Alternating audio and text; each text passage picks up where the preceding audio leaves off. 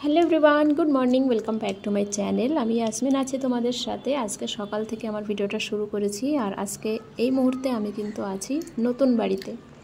তো সকালবেলা আমি যে অনেকগুলো জামা কাপড় কেচে দিয়েছি, ছাদের উপরে ধুয়ে দিচ্ছি। মানে জায়গার অভাব এক নিমেষে আল্লাহ তাআলা আমার মিটিয়ে দিয়েছে। এখন প্রচুর জায়গা, সারা ছাদ ভর্তি, আমি দড়ি টাঙাতে পারি, জামা কাপড় মেলতে পারি।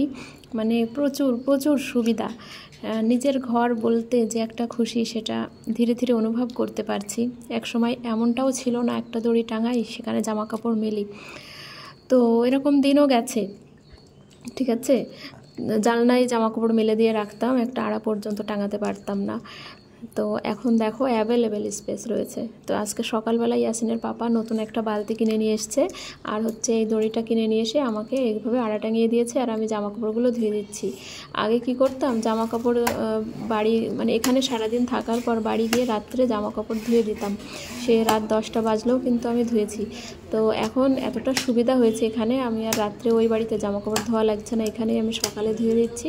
আর দিব্যি শুকিয়ে যাচ্ছে, সকাল থেকে সন্ধ্যা পর্যন্ত এখানে রোদ্দুর থাকে ছাদের উপরে।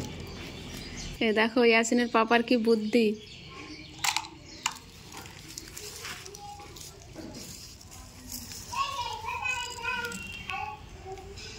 Heavy technique.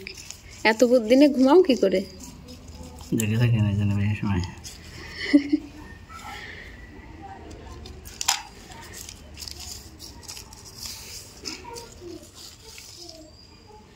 কতগুলো করে উঠছে, তাই না?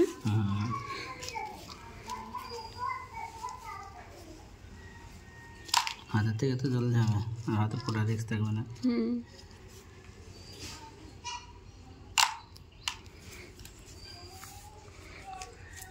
কাজের শেষ নেই। দেখো সব বাড়ি ঘর পরিষ্কার হচ্ছে, সামনে ঈদ তো সেই জন্যে, তাই তো।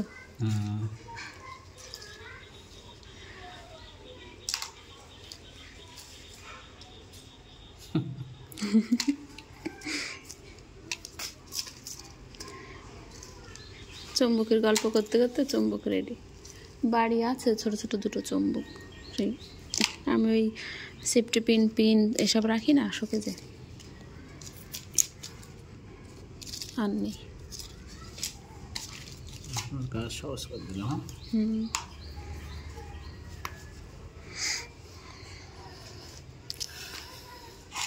এগুলোই আমাদের এখানে লাগবে, বুঝেছো।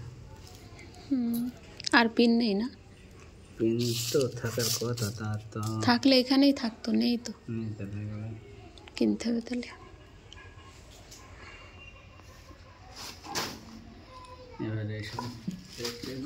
হল রুম পুরো পরিষ্কার করে ফেলেছি, এই যে আমরা দুজন। আর এই ঘরটা সুন্দর করে পিটিয়ে লেপে রেখেছি, এই ঘরটাতে খাট নিয়ে আসবো। এখনও ঘর প্লাস্টার করবো এটা ভাবিনি, এত অল্প সময় সব কিছু সম্ভব হয়ে উঠছে না। আর এই পাশের ঘরটা এই যে এই অবস্থায় আছে। আমাদের বাড়ির পাশেই একটা এই যে জমি আছে, এই ভাইটা বলে কি তোমরাও গাছ লাগাবে। তো আমার যেহেতু গাছ লাগাতে খুব ভালো লাগে, তো বাড়িতে একটা পেয়ারা গাছের চারা ছিল, ওটা আমারই হাতের তৈরি, মানে বীজ পুঁতে দিয়েছিলাম, তো তার থেকে অনেকগুলো চারা বেরিয়েছে। তো 4-5টা রেখে এসছে, আর এই একটা চারা নিয়ে এসছি, ইয়াসিনের পাপা বলছে ওখানে লাগিয়ে দিই।